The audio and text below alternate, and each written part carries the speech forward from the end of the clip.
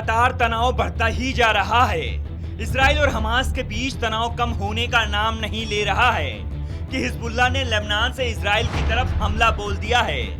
Lebanon ने दर्जनों rocket दागे हैं। इजरायली रक्षा बल यानी आईडीएफ की तरफ से इसकी पुष्टि की गई है। आईडीएफ ने दावा किया कि लेबनान की तरफ से दागी गई मिसाइलों में सिर्फ 5 रॉकेट ही इजराइल में प्रवेश कर सका है। अच्छी खबर यह है कि इजराइल इस हमले में किसी के नुकसान होने या घायल होने की कोई रिपोर्ट नहीं है। अच्छी खबर यह है कि इस हमले में किसी के नुकसान या घायल होने की कोई रिपोर्ट नहीं है। इजराइल की मीडिया की माने तो हिजबुल्लाह ने पश्चिमी गलील पर रॉकेट हमले की जिम्मेदारी ली है। हिजबुल्लाह की तरफ से दावा किया गया कि उसने लेबनानी गांव जामा में एक इजरायली हमले के जवाब में उत्तरी सीमा समुदाय मेटाजुबा पर दर्जनों रॉकेट लॉन्च किए हैं। जामा हमले में कथित तौर पर 4 सीरियाई लोग मारे गए, कई लेबनानी नागरिक घायल हो गए हैं। टाइम्स ऑफ इजराइल की रिपोर्ट के अनुसार जवाब में इजरायली सेना ने दक्षिण लेबनान के एटर में एक हिजबुल्लाह रॉकेट लॉन्चर पर हमला किया, जिसका इस्तेमाल पश्चिमी गलील में गोलाबारी के लिए किया जा रहा था। आईडीएफ के अनुसार हमले में लॉन्च किए गए कई रॉकेट को हवाई सुरक्षा द्वारा रोक दिया गया, जबकि अन्य ने खुले क्षेत्रों को प्रभावित किया। आईडीएफ का कहना है कि हमले के थोड़ी देर बाद लॉन्चर पर हमला हो गया था। इससे पहले आईडीएफ ने कहा कि उसने खतरों को दूर करने के लिए दक्षिण लेबनान के रशीम के पास इलाकों में तोपखाने से गोलाबारी की। इजराइल ने शीर्ष हिजबुल्लाह कमांडर फवाद शुक्र को मारने के बाद क्षेत्र में तनाव और बढ़ गया है, जिसके बारे में उसका कहना है कि ये गोलन हाइट्स में हुए हमले के प्रतिशोध में था, जिसमें 12 बच्चे मारे गए थे। आईडीएफ ने एक बयान में कहा कि सबसे वरिष्ठ हिजबुल्लाह सैन्य कमांडर फवाद शुक्र इजरायली हमले में मारा गया है।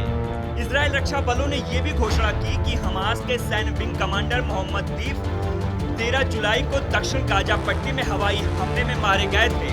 बुधवार को इजरायली प्रधानमंत्री बेंजामिन नेतन्याहू ने कहा कि उनके देश ने पिछले कुछ दिनों में दुश्मनों को करारा झटका दिया है।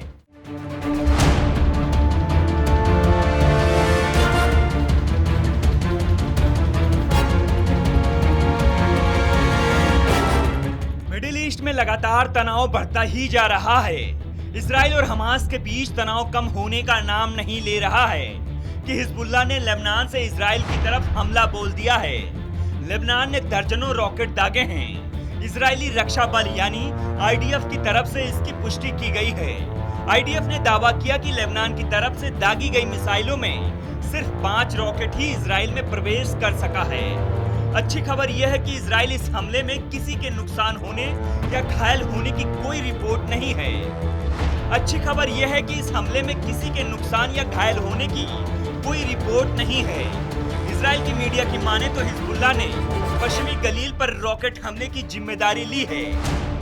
हिजबुल्लाह की तरफ से दावा किया गया कि उसने लेबनानी गांव जामा में एक इजरायली हमले के जवाब में उत्तरी सीमा समुदाय मेटाजुबा पर दर्जनों रॉकेट लॉन्च किए हैं। जामा हमले में कथित तौर पर 4 सीरियाई लोग मारे गए, कई लेबनानी नागरिक घायल हो गए हैं। टाइम्स ऑफ इजराइल की रिपोर्ट के अनुसार जवाब में इजरायली सेना ने दक्षिण लेबनान के एटर में एक हिजबुल्लाह रॉकेट लॉन्चर पर हमला किया, जिसका इस्तेमाल पश्चिमी गलील में गोलाबारी के लिए किया जा रहा था। आईडीएफ के अनुसार हमले में लॉन्च किए गए कई रॉकेट को हवाई सुरक्षा द्वारा रोक दिया गया, जबकि अन्य ने खुले क्षेत्रों को प्रभावित किया। आईडीएफ का कहना है कि हमले के थोड़ी देर बाद लॉन्चर पर हमला हो गया था।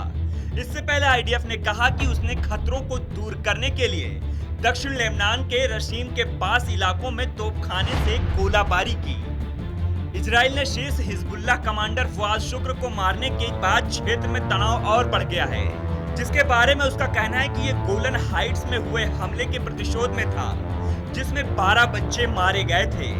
आईडीएफ ने एक बयान में कहा कि सबसे वरिष्ठ हिजबुल्लाह सैन्य कमांडर फवाद शुक्र इजरायली हमले में मारा गया है।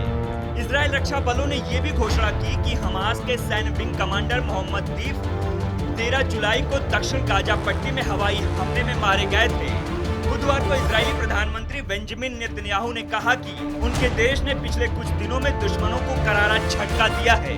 फिलहाल कैसी लगी आपको हमारी ये खबर, हमें कमेंट सेक्शन में जरूर बताइएगा। ऐसे ही खबरों के लिए बने रहिए आज भारत ओरिजिनल के साथ।